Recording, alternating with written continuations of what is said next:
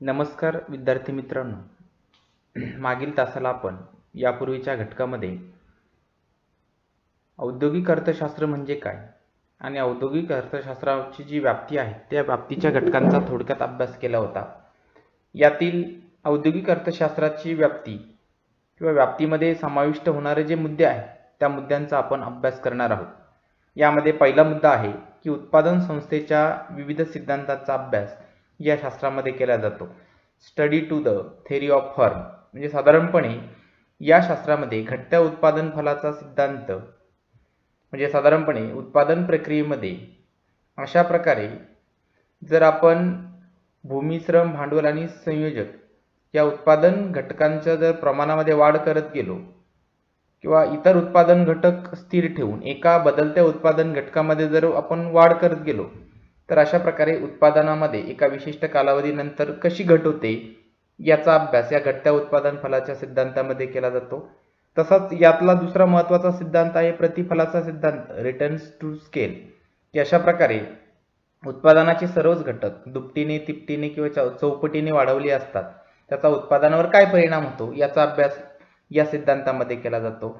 त्यानंतर cob Douglas फलन असेल किंवा समउत्पादकता सिद्धांत असेल, समउत्पादन वक्र असतील, अशा उत्पादन संस्थेच्या विविध सिद्धांतांचा अभ्यास या शास्त्रामध्ये केला जातो. आणि म्हणून अशा प्रकारे या ठिकाणी या औद्योगिक अर्थशास्त्राच्या व्याप्तीमधला पहिला घटक आहे तो म्हणजे उत्पादन संस्थेच्या विविध सिद्धांताचा अभ्यास यामध्ये केला जातो.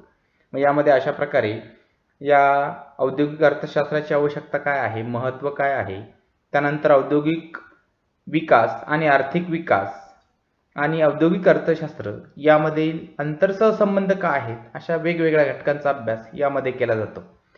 त्यानंतर दुसरा घटक आहे व्याप्तीतला की उत्पादन संस्थेचे आकारमान व औद्योगिक स्थान निश्चिती, त्याला आपण size of firm and industrial location असं म्हणतो. की साधारणपणे या ठिकाणी अशा प्रकारे उत्पादन संस्थेचं आकारमान कसं असावं, कारण उत्पादन संस्थेचं आकारमान जर मोठं असेल तर अशा प्रकारचे त्या उत्पादन संस्थेला अनेक प्रकारचे लाभ किंवा अनेक प्रकारचे फायदे या ठिकाणी त्या उत्पादन संस्थेला प्राप्त होत असतात. आणि म्हणून या ठिकाणी हा दुसरा जो उत्पादन संस्थेचा आकारमान हा जो घटक आहे यामध्ये अशा प्रकारे उद्योग संस्थेचं आकारमान कसं असावं, म्हणजे मोठ्या उद्योग समूहांना अशा प्रकारे अनेक प्रकारचे जे फायदे मिळतात ते फायदे कसे मिळतात याचा अभ्यास या शास्त्रामध्ये केला जातो. त्यानंतर यातला महत्त्वाचा घटक आहे तो म्हणजे औद्योगिक स्थान निश्चिती, की साधारणपणे उद्योग स्थापन करताना किंवा उद्योगधंद्यांची स्थापना करताना ते उद्योगधंदे कुठे स्थापन करावेत यासाठी अशा प्रकारे औद्योगिक स्थान निश्चितीचे वेगवेगळ्या अर्थतज्ञांनी जे सिद्धांत मांडलेले आहेत त्या सिद्धांताचा अभ्यास या शास्त्रामध्ये केला जातो. यामध्ये आपल्याला बघायचं आहे की अशा प्रकारे या औद्योगिक स्थान निश्चितीवर पहिले आहे परिणाम करणारे वेगवेगळ्या प्रकारचे जे घटक आहेत त्या घटकांचा अभ्यास या ठिकाणी या शास्त्रामध्ये केला जातो. मग यामध्ये आपण बघितलेलं आहे किंवा बघणार आहोत की अशा प्रकारे या औद्योगिक स्थान निश्चितीवर परिणाम करणारे प्रमुख 3 घटक आहेत. एक आहे तांत्रिक घटक, ज्यामध्ये भूमी, कच्चा माल, भौगोलिक रचना, मानवी साधन संपत्ती आणि मूलभूत संरचना या घटकांचा समावेश होत असतो. दुसरा यातला घटक आहे आर्थिक घटक, त्यामध्ये बाजारपेठेचं स्वरूप कशा प्रकारचं आहे, भूमी व इतर इमारतींचा खर्च कसा आहे, मूलभूत पायाभूत सुविधांवर कशा प्रकारे खर्च होतो, मजुरी आणि वेतनावर खर्च, वित्तीय सुविधा आणि आर्थिक अनुकूलता किंवा बचती, अशा प्रकारच्या बाह्य बचती आणि अंतर्गत बचती याचाही औद्योगिक स्थान निश्चितीवर कसा प्रकारे परिणाम होतो याचा या घटकामध्ये अभ्यास केला जातो. आणि यातलाच या औद्योगिक स्थान निश्चितीवर परिणाम करणारा तिसरा महत्त्वाचा घटक म्हणजे इतर घटक. यामध्ये शासकीय धोरण कसे आहे, सरकारचं धोरण कसं आहे, वैयक्तिक घटक आणि ऐतिहासिक घटक अशा अनेक घटकांचा या औद्योगिक स्थान निश्चितीवर परिणाम होत असतो. आणखी यामध्ये महत्त्वाच्या घटकांचा आपण अभ्यास करणार आहोत तो म्हणजे औद्योगिक स्थान निश्चिती विषयी वेगवेगळ्या अर्थतज्ञांचे जे सिद्धांत आहेत त्या सिद्धांताचा देखील आपण अभ्यास करणार आहोत.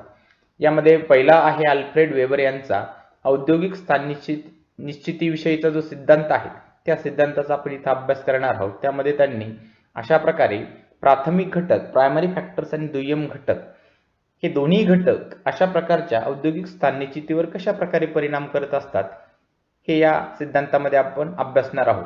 आणि म्हणून या ठिकाणी या औद्योगिक स्थान निश्चितीमध्ये अल्फ्रेड वेबर यांच्या या सिद्धांताचा आपण अभ्यास करणार आहोत. त्याच पद्धतीने दुसरा महत्त्वाचा सिद्धांत आहे तो म्हणजे औद्योगिक स्थान निश्चितीविषयीचा सॉर्जेंट फ्लॉरेन्स यांचा जो सिद्धांत आहे की त्यांनी अशा प्रकारे स्थानिकीकरण घटकाच्या आधारे अशा प्रकारे त्या स्थानिकीकरण घटकामध्ये त्यांनी अ प्रदेशातील ब उद्योगातील श्रमिक छेदी ब उद्योगातील देशातील एकूण श्रमिक छेदी अप्रदेशातील एकूण श्रमिक छेदी देशातील एकूण श्रमिक अशा एका स्थानिकीकरण घटकाच्या माध्यमातून अशा प्रकारचा हा सिद्धांत मांडलेला आहे. आणि म्हणून त्यांनी त्यामध्ये सांगितलेलं आहे की एखाद्या उद्योग स्थापन होत असताना त्या उद्योगासाठी लागणारा जो काय कच्चा माल आहे त्या कच्च्या मालाच्या वाहतुकीचा खर्च किती आहे त्या खर्चानुसार अशा प्रकारे तो उद्योगधंदा किंवा तो उद्योग कुठे स्थापन करावा याविषयीचे अशा प्रकारचे सॉर्जेंट फ्लॉरेन्स यांचा हा सिद्धांत आहे.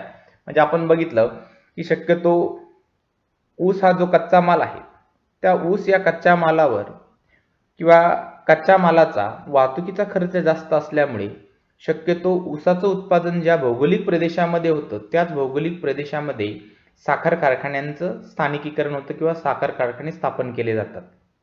याच्याच उलट एक उदाहरण आहे की आपल्या भारतातल्या महाराष्ट्रामध्ये मराठवाडा आणि विदर्भामध्ये मोठ्या प्रमाणात कापसाचं उत्पादन होतं. पण त्या कापसापासून लूम्स किंवा अशा प्रकारचे धागे तयार करण्याचे कारखाने भिवंडी त्यानंतर नाशिक जिल्ह्यामधलं मालेगाव असेल त्यानंतर मुंबई असेल सुरत असेल अहमदाबाद असेल अशा उष्णकटिबंधीय प्रदेशामध्ये किंवा अशा प्रकारे जिथं उष्ण आणि दमट हवामान आहे अशा भौगोलिक प्रदेशामध्ये ते कारखाने मोठ्या प्रमाणात स्थापन केलेले आहे. म्हणजे याचा अर्थ असा की कापसाची वाहतूक करण्याचा खर्च हा कमी असल्यामुळे विदर्भ आणि मराठवाड्यातला कापूस या ठिकाणी नाशिक मालेगावमध्ये ठाण्यातील भिवंडी त्यानंतर मुंबई पूर्वी मुंबई त्यानंतर सुरत अहमदाबाद या प्रदेशामध्ये आणला जात होता आणि त्यापासून अशा प्रकारचे धागे तयार केले जात होते. म्हणजे याचाच अर्थ असा की या औद्योगिक स्थान निश्चितीवर परिणाम करणारे हे जे काही घटक आहे किंवा त्यांचे त्यानंतर यातलाच आणखी एक आहे ऑगस्ट लॉन्च यांचा औद्योगिक स्थान निश्चितीविषयीचा जो सिद्धांत आहे त्या सिद्धांताचा देखील आपण या ठिकाणी अभ्यास करणार आहोत. त्यानंतर पुढचा घटक आहे तो म्हणजे औद्योगिक उत्पादकता व कार्यक्षमता. की या ठिकाणी औद्योगिक अर्थशास्त्राचा अभ्यास करताना industrial productivity and efficiency determined by production function की अशा प्रकारे उत्पादन किंवा उत्पादन क्षमतेमध्ये अशा प्रकारे इंडस्ट्रियल प्रोडक्टिव्हिटी औद्योगिक उत्पादकता आणि इफिशियन्सी अत्यंत महत्त्वाचा घटक आहे. जर कारखान्यामध्ये काम करणाऱ्या कामगाराची उत्पादकता जास्त असेल त्या कारखान्याची उत्पादकता जास्त असते आणि त्यासाठी अशा प्रकारे कामगारांची कार्यक्षमता अधिक जर असेल तर तो कारखान्यातला एक मजूर एक कामगार 8 तासामध्ये किंवा 10 तासामध्ये किंवा काय असेल 12 तासामध्ये तो जास्तीत जास्त वस्तूंचं उत्पादन करतो आणि अशा उत्पादनातून त्या उद्योग संस्थेला मोठ्या प्रमाणात नफा मिळत असतो आणि त्या नफ्यातून तो उद्योग अशा प्रकारे कंटिन्युअसली चालू राहत असतो. आणि म्हणून या ठिकाणी हा तिसरा महत्त्वाचा घटक आहे तो म्हणजे औद्योगिक उत्पादकता आणि कार्यक्षमता. यामध्ये औद्योगिक उत्पादकतेचा अर्थ त्यानंतर व्याख्या उत्पादकतेचे प्रकार त्यानंतर उत्पादकतेचे मापन त्यानंतर औद्योगिक उत्पादकता मापनात येणाऱ्या अडचणी आणि औद्योगिक उत्पादकतेवर परिणाम करणारे जे काही विविध घटक आहेत त्या घटकांचा अभ्यास देखील या शास्त्रामध्ये केला जातो. आणि म्हणून औद्योगिक उत्पादकता की एखाद्या कारखान्यामध्ये काम करणारे 100 श्रमिक असेल किंवा एखाद्या कारखान्यामध्ये काम करणारे 1000 कामगार असतील परंतु त्या 1000 कामगारांच्या तुलनेने 100 कामगारांची कार्यक्षमता जर जास्त असेल तर निश्चितच ज्या उद्योगधंद्याचा आकारमान लहान आहे ज्या उद्योगधंद्यांमध्ये काम करणाऱ्या कामगारांची संख्या कमी आहे अशा औद्योगिक कारखान्याची उत्पादकता ही नेहमी जास्त असते. आणि म्हणून कोणत्या औद्योगिक क्षेत्रामध्ये किंवा औद्योगिक कारखान्यामध्ये काम करणाऱ्या कामगारांची संख्या किती आहे यापेक्षा काम करणाऱ्या कामगारांची कार्यक्षमता इफिशियन्सी किती आहे त्यावरच औद्योगिक उत्पादकता अवलंबून असते. आणि म्हणून आपण नेहमी उदाहरण घेत असतो की भारतातील श्रमिकांच्या उत्पादकतेपेक्षा जपानमधील श्रमिकाची उत्पादकता ही काय आहे जास्त आहे. आणि म्हणून अशा प्रकारे आपल्याला या घटकाचा अभ्यास करायचा आहे. यामध्ये आणखी एक महत्त्वाचा घटक आहे की औद्योगिक उत्पादकता सुधारण्यासाठी काय उपाय करता येतील, म्हणजे भारतातील असेल किंवा विकसनशील देशातील औद्योगिक क्षेत्रामध्ये काम करणारे जे कामगार आहेत त्या कामगारांच्या कार्यक्षमतेमध्ये वाढ करण्यासाठी काय करता येईल याचा अभ्यास या तिसऱ्या महत्त्वाच्या घटकामध्ये केला जातो. त्यानंतर चौथा घटक आहे तो म्हणजे औद्योगिक विविधता व विकेंद्रीकरण, विदेशी कर्ज आणि विलिनीकरण. त्याला आपण industrial variations and decentralisation and foreign डेप्ट असं इंग्लिशमध्ये म्हटलं जातं. आता औद्योगिक विविधता ही उद्योग किंवा औद्योगिक क्षेत्रामध्ये विविध प्रकारच्या वस्तू आणि सेवांचं मोठ्या प्रमाणात उत्पादन झालं पाहिजे, त्याला आपण विविधता असं म्हणतो. कारण आपल्याला माहिती आहे की औद्योगिक क्षेत्रामध्ये एखाद्या विशिष्ट वस्तूचं उत्पादन करणारा जो काही एखादा प्रमुख कारखाना असेल त्या प्रमुख कारखान्यांवर इतर कारखाने अवलंबून असतात आणि म्हणून औद्योगिक क्षेत्रामध्ये अशा प्रकारची जी विविधता आहे म्हणजे अशा प्रकारच्या अनेक वस्तूंचं उत्पादन करणारे कारखाने त्या ठिकाणी आपोआपच स्थापित होत जातात किंवा त्याचं केंद्रीकरण होत असतं. उदाहरणार्थ घ्यायचं तर जिथं मोठ्या प्रमाणामध्ये साखर कारखान्यांचं केंद्रीकरण होतं त्याच परिसरामध्ये कागद निर्मिती करणारे उद्योग स्थापन केले जातात.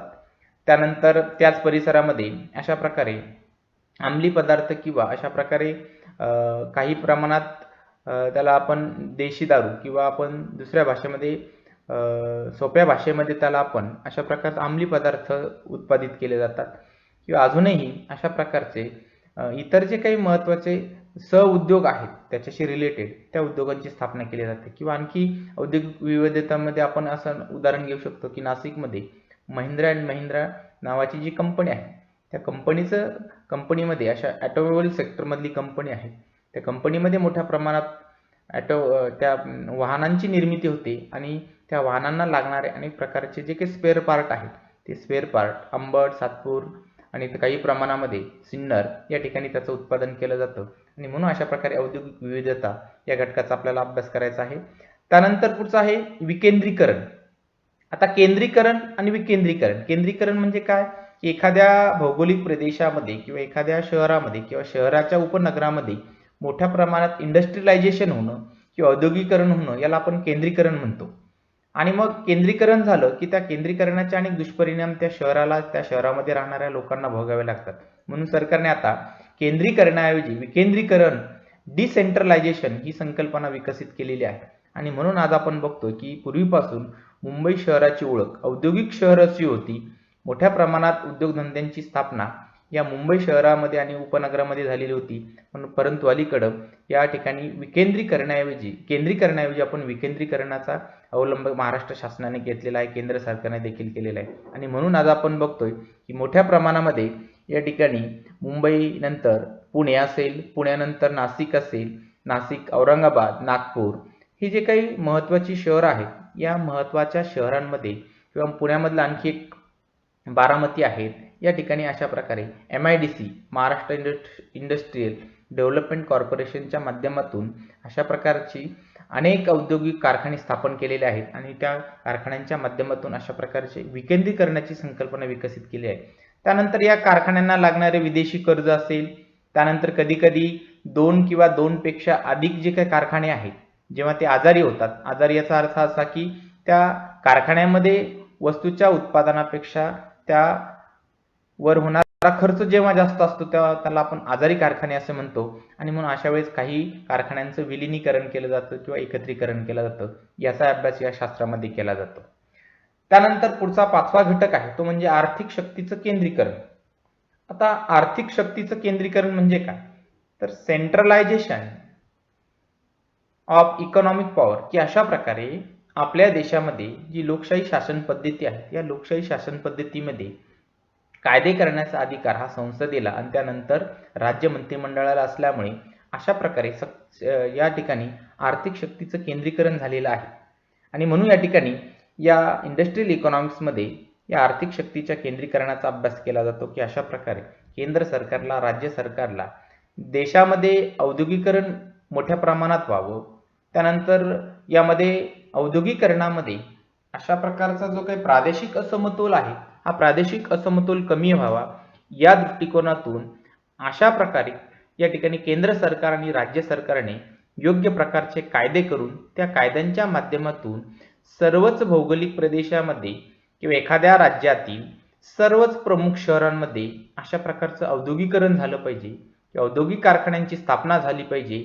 एकाच परिसरामध्ये एकाच शहरामध्ये जर मोठ्या प्रमाणात औद्योगिक कारखान्यांचं केंद्रीकरण झालं तर त्याचा परिणाम त्या शहरामध्ये राहणाऱ्या लोकांना भोगावे लागतात. आणि म्हणून आज आपण बघतोय की मुंबई शहराची लोकसंख्या 2.5 किंवा 2 कोटी आहेत, परंतु या मुंबई शहरामध्ये असणाऱ्या अनेक प्रकारच्या ज्या पायाभूत सुविधा आहेत, मग रस्ते असेल, लोहमार्गाचे जाळे असतील, सर्व वीज असेल, इतर अनेक प्रकारच्या सर्व प्रकारच्या ज्या सेवा आहेत, या सेवांवर प्रचंड प्रमाणात ताण पडत असतो. आणि म्हणून हा ताण कमी करण्यासाठी अशा प्रकारे आर्थिक शक्तीचं जे केंद्रीकरण झालेलं आहे, म्हणजे केंद्र सरकार आणि राज्य सरकारांनी योग्य प्रकारचे कायदे करून त्या कायद्याच्या माध्यमातून अशा प्रकारे नवीन औद्योगिक शहरं विकसित करणं आवश्यक आहे. आणि म्हणून त्यासाठी सरकारला मोठ्या प्रमाणात खर्च करावा लागतो. म्हणजे आज आपण बघितलं की मुंबई शहरामध्ये आपोआपच सर्वच कारखाने किंवा कारखान्याचे मालक त्याच परिसरामध्ये कारखाने स्थापन करत होते, परंतु नंतरच्या कालावधीमध्ये मात्र महाराष्ट्र शासनाने MIDC महाराष्ट्र इंडस्ट्रियल डेव्हलपमेंट कॉर्पोरेशनच्या माध्यमातून अशा प्रकारे हे जे काही मोठ्या प्रमाणात औद्योगिक कारखाने मुंबई शहरामध्ये स्थापन होतात, म्हणून ते मुंबई शहराच्या बाहेर जावे, पुणे शहरामध्ये जावं, पिंपरी चिंचवड असेल किंवा बारामती असेल किंवा नाशिक, सातपूर, अंबड असेल किंवा सिन्नर असेल किंवा औरंगाबाद असेल किंवा नागपूर असेल, ही जी काही प्रमुख शहरं आहेत, याही प्रमुख शहरांमध्ये अशा प्रकारे औद्योगिक कारखान्यांची स्थापना व्हावी यासाठी केंद्र सरकारने अनेक प्रकारच्या पायाभूत सुविधा या इतर शहरांमध्ये उपलब्ध करून दिलेल्या आहेत. आणि म्हणून आज आपण बघतोय की मुंबई नंतर पुणे, नाशिक, औरंगाबाद आणि नागपूर या शहरांमध्ये अशा प्रकारचं औद्योगिकरण झालेलं आहे. म्हणून सेंट्रलायझेशन ऑफ इकॉनॉमिक पॉवर हे एक महत्त्वाच्या घटकाचा अभ्यास या शास्त्रामध्ये केला जातो. त्यानंतर पुढचा घटक आहे की औद्योगिक कार्यक्षमता आणि लाभप्रदता, किंवा त्यालाच आपण या ठिकाणी अशा प्रकारे की औद्योगिक कार्यक्षमता म्हणजे काय, की उद्योग क्षेत्रामध्ये काम करणारे कामगार असतील, संयोजक असतील, या सर्वच घटकांमध्ये अशा प्रकारे त्यांच्यामध्ये सुसूत्रीकरण असलं पाहिजे, रॅशनलायझेशन ऑफ इंडस्ट्री. आणि म्हणून त्यासाठी औद्योगिक कार्यक्षमतेमध्ये वाढ करणं आवश्यक आहे, म्हणजे या सर्वच घटकांच्या उत्पादकतेत वाढ झाली पाहिजे. त्यानंतर औद्योगिक कार्यक्षमतेचे प्रकार, औद्योगिक कार्यक्षमतेचे मापन, औद्योगिक कार्यक्षमतेवर परिणाम करणारे घटक, त्यानंतर औद्योगिक लाभप्रदतेचा अर्थ आणि व्याख्या आणि औद्योगिक लाभप्रदतेचे मापन अशा विविध घटकांचा अभ्यास या शास्त्रामध्ये केला जातो. आणि म्हणून उद्योगाचे सुसूत्रीकरण करणं, रॅशनलायझेशन ऑफ इंडस्ट्री हा एक महत्त्वाचा घटक आहे. आणि म्हणून याचा अभ्यास या औद्योगिक अर्थशास्त्रामध्ये केला जातो. त्यानंतर आणखी यातला एक 6वा महत्त्वाचा घटक आहे की आधुनिक उद्योगांची वृद्धी, प्रगती व मूल्यमापन, ज्याला आपण growth, progress and evaluation of modern industry असं म्हणतो. की 1980 नंतर जगातल्या सर्व देशांनी या ठिकाणी अशा प्रकारच्या जागतिकीकरणाचा अवलंब केल्यामुळे जगामध्ये जर आपल्याला टिकायचं असेल, जगातल्या विविध देशांबरोबर किंवा जगातल्या विविध देशांमध्ये असणाऱ्या ज्या अनेक कंपन्या आहेत, अनेक उद्योग समूह आहेत, या उद्योग समूहांबरोबर जर आपल्याला स्पर्धा करायची असेल तर त्यासाठी आपल्याला अशा प्रकारे आपल्या उद्योगाची किंवा आधुनिक उद्योगाची वृद्धी किंवा ग्रोथ झाली पाहिजे, त्याच्यामध्ये प्रगती झाली पाहिजे, त्याचं मूल्यमापन झालं पाहिजे, तरच आपण जगातल्या बहुराष्ट्रीय कंपन्यांबरोबर स्पर्धा करू शकतो. या घटकाचा अभ्यास या शास्त्रामध्ये केला जातो.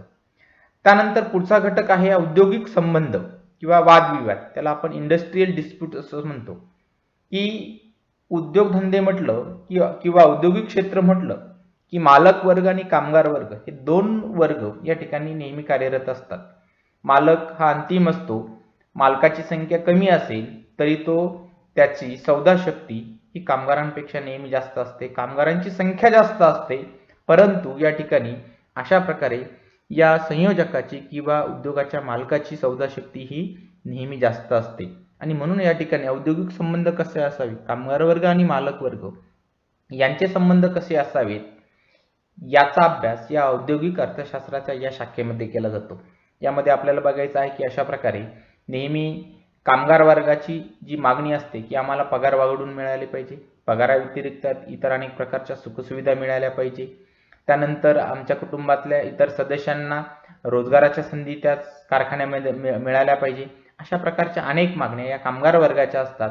आणि म्हणून जर ह्या कामगार वर्गाच्या मागण्या जर मालक वर्गाने मान्य केल्या नाही तर अशा वेळी कामगार वर्ग संप, टाळेबंदी किंवा इतर अनेक काम न करणं अशा प्रकारच्या अनेक घटकांचा अवलंब करत असतो आणि म्हणून अशा प्रकारे या ठिकाणी या मालक वर्गामध्ये आणि कामगार वर्गामध्ये संबंध विकोपाला जाऊ नये म्हणून यासाठी कामगार संघटना कार्यरत असतात आणि कामगार संघटनांच्या माध्यमातून हे वादविवाद सोडवण्याचा प्रयत्न केला जातो किंवा त्यासाठी एक कामगार न्यायालय देखील आहे. या कामगार न्यायालयाच्या माध्यमातून देखील हे वाद सोडवण्याचा प्रयत्न केला जातो. म्हणून याही घटकाचा औद्योगिक संबंध म्हणजे कामगार वर्ग आणि मालक वर्ग यांच्यामध्ये जे अनेक प्रकारचे वादविवाद असतात हे वादविवाद इंडस्ट्रियल डिस्प्यूट्स जे आहेत ते सोडवण्याचं काम या यंत्रणेच्या माध्यमातून केलं जातो. याही घटकाचा अभ्यास या औद्योगिक अर्थशास्त्रामध्ये केला जातो.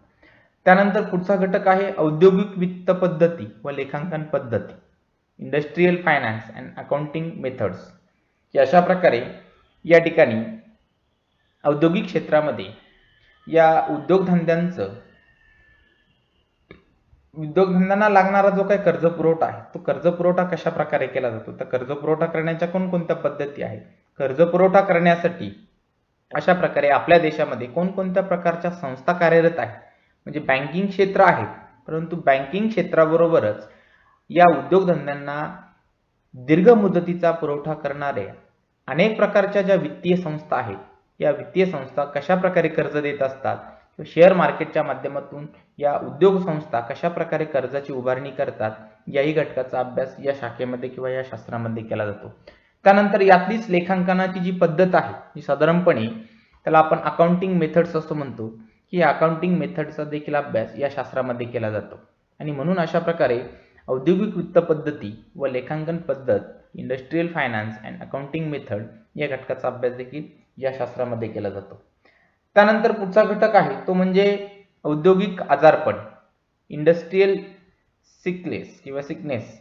की अशा प्रकारे या ठिकाणी बऱ्याच वेळा आपल्या देशामध्ये प्रामुख्याने खाजगी क्षेत्र आणि दुसरा आहे सार्वजनिक क्षेत्र कार्यरत असल्यामुळे खाजगी क्षेत्राच्या तुलनेने आपल्या देशामध्ये जे सार्वजनिक क्षेत्र आहे, पब्लिक सेक्टर जे आहे, हे पब्लिक सेक्टर हे आजारी आहे असं म्हटलं जातं.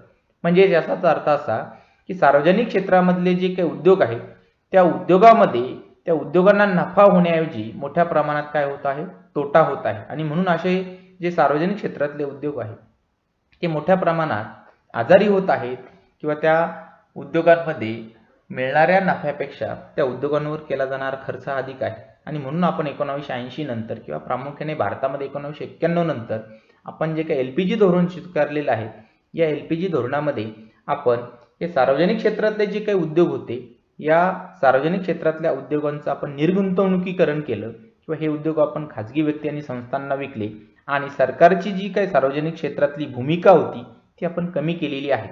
आता काही महत्त्वाचे 5 ते 7 उद्योगच आपण काय केलेले सार्वजनिक क्षेत्रामध्ये ठेवलेले आहे.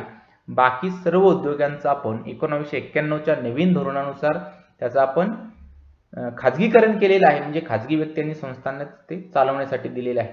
सोपं उदाहरण घ्यायचं म्हटलं तर HMT हिंदुस्तान मशीन टूल्स नावाचा जो कारखाना होता जो भारत सरकारच्या सार्वजनिक क्षेत्रामध्ये कार्यरत होता तो आपण 1991च्या नवीन धोरणानुसार तो खाजगी व्यक्ती आणि संस्थांना विकलेला आहे.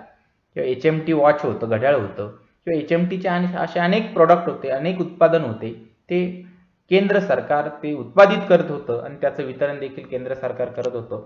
परंतु सरकारने आता अशा प्रकारे या अनेक सार्वजनिक क्षेत्रातले जे उद्योग होते ते खाजगी व्यक्ती आणि संस्थांना विकलेले आहे. कारण 1991च्या धोरणानुसार सरकारने ठरवलं आहे की उद्योग चालवणे हे सरकारचं काम नाही, तर त्या देशातल्या सर्व प्रकारच्या उद्योगांवर अंतिम नियंत्रण ठेवणं, अंतिम कंट्रोलिंग करणं हे केंद्र सरकारचं किंवा राज्य सरकारची भूमिका असल्यामुळे या ठिकाणी या धोरणानुसार 1991च्या धोरणानुसार आपण अनेक सार्वजनिक क्षेत्रातले जे उद्योग होते ते उद्योग आपण काय केलेले या खाजगी व्यक्ती आणि संस्थांना विकलेले आहे. म्हणून या ठिकाणी औद्योगिक आजारपणामध्ये खाजगी उद्योग उपक्रमाची भूमिका काय आहे, कार्य काय आहेत, या त्यानंतर खाजगी उद्योगाच्या समस्या काय आहेत या समस्यांचा अभ्यास करणार आहोत. त्यानंतर सार्वजनिक क्षेत्रातले जे काही उपक्रम आहेत त्या उपक्रमांची भूमिका काय आहे, सार्वजनिक क्षेत्रातल्या उपक्रमांचं कार्य काय आहे किंवा उद्योगांचं कार्य काय आहे आणि सार्वजनिक क्षेत्रातील की जे काही उद्योग आहेत त्या उद्योगांच्या समस्या कोणत्या आहेत या घटकांचा आपण अभ्यास करणार आहोत. त्यानंतर निर्गुंतवणुकी धोरणाचा देखील यामध्ये अभ्यास केला जातो. आणि म्हणून अशा प्रकारे या ठिकाणी हा एक घटक महत्त्वाचा आहे, तो म्हणजे औद्योगिक आजारपण. आणि यानंतर पुढचा एक महत्त्वाचा घटक आहे तो म्हणजे अशा प्रकारे औद्योगिक असमतोल. पुढचा यानंतर 11वा जो घटक आहे त्याला आपण इंडस्ट्रियल अनबॅलन्स असं म्हणतो. की औद्योगिक असमतोल म्हणजे काय, की मगाशी सांगितल्याप्रमाणे भारतामधल्या काही विशिष्ट राज्यांमध्ये काय झालेले मोठ्या प्रमाणात औद्योगिकरण झालेलं आहे. प्रामुख्याने मग महाराष्ट्र असेल, तामिळनाडू असेल किंवा गुजरात असेल, अशा काही प्रमुख राज्यांमध्ये मोठ्या प्रमाणात हे औद्योगिकरणाचं जाळं मोठ्या प्रमाणात विकसित झालेलं आहे. आणि इतर घटक राज्य जे आहेत हे औद्योगिकरणाच्या किंवा औद्योगिकरणापासून वंचित राहिलेले आहेत. आणि म्हणून अशा प्रकारचा हा प्रादेशिक असमतोल, मग तो औद्योगिक क्षेत्राचा असेल, शेती क्षेत्राचा असेल किंवा इतर सर्व क्षेत्रांचा असेल, तो प्रादेशिक असमतोल निर्माण झालेला आहे.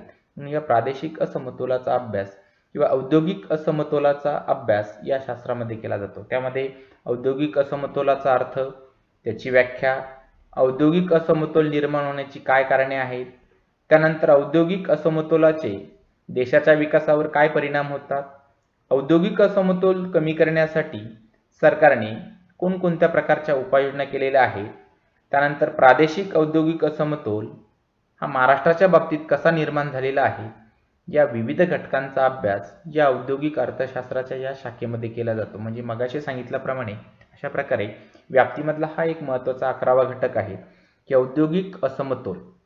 म्हणजे महाराष्ट्राच्या बाबतीत विचार करायचा तर झाला तर महाराष्ट्रामध्ये सुरुवातीपासून मुंबई शहर आणि उपनगरामध्ये मोठ्या प्रमाणात औद्योगिकरण झालेलं होतं किंवा अनेक प्रकारचे उद्योग याच परिसरामध्ये मोठ्या प्रमाणात स्थापन झाले, कारण या उद्योगधंद्यांना लागणाऱ्या सर्व प्रकारच्या पायाभूत सुविधा या शहरामध्ये उपलब्ध असल्यामुळे आणि मुंबई हे आंतरराष्ट्रीय स्वरूपाचं बंदर असल्यामुळे याच परिसरातून जगातल्या सर्व देशांना अनेक प्रकारच्या वस्तू आणि सेवांची निर्यात केली जात असल्यामुळे किंवा जगातल्या अनेक विकसित देशांकडून या उद्योगांना लागणारे जे काही औद्योगिक यंत्र आहेत ते औद्योगिक यंत्र आयात करणं सहज सुलभ असल्यामुळे या मुंबई शहरात आणि मुंबई शहराच्या परिसरामध्ये औद्योगिक कारखान्यांचं केंद्रीकरण झालेलं आहे. आणि म्हणून या ठिकाणी या औद्योगिक असमतोलामध्ये हे केंद्रीकरणाचं रूपांतर आपल्याला कशात करायचं आहे, विकेंद्रीकरणात कसं करायचं आहे, त्यासाठी आपल्याला कोणकोणत्या कायद्यांचा किंवा कोणकोणत्या सरकारी उपाययोजनांचा कशा प्रकारे वापर करायचा आहे या घटकाचा अभ्यास या व्याप्तीमध्ये केला जातो. आणि म्हणून अशा प्रकारे हा 11वा महत्त्वाचा घटक आहे तो म्हणजे औद्योगिक असमतोल. अशा प्रकारे विद्यार्थी मित्रांनो, आपण आज या लेक्चरमध्ये औद्योगिक अर्थशास्त्राचा अर्थ, त्याच्या 2 व्याख्या आणि औद्योगिक अर्थशास्त्राची जी व्याप्ती आहे त्या व्याप्तीचा अभ्यास केलेला आहे. व्याप्ती म्हणजे या शास्त्रामध्ये प्रमुख कोणकोणत्या घटकांचा अभ्यास केला जातो. त्यानंतर तुम्हाला असाइनमेंटसाठी प्रश्न विचारला जाईल की औद्योगिक अर्थशास्त्राचा अर्थ व व्याख्या सांगून औद्योगिक अर्थशास्त्राची व्याप्ती सविस्तर स्पष्ट करा. अशा प्रकारचा प्रश्न तुम्हाला विचारला जाईल. त्याला आपण इंग्लिशमध्ये define and meaning of the industrial economics, explain the scope of industrial economics, अशा प्रकारचा प्रश्न तुम्हाला परीक्षेसाठी विचारला जाऊ शकतो. आणि म्हणून आज आपण या ठिकाणी इथे थांबू. राहिलेला भाग आपण पुढच्या तासाला घेऊ. Okay, thank you.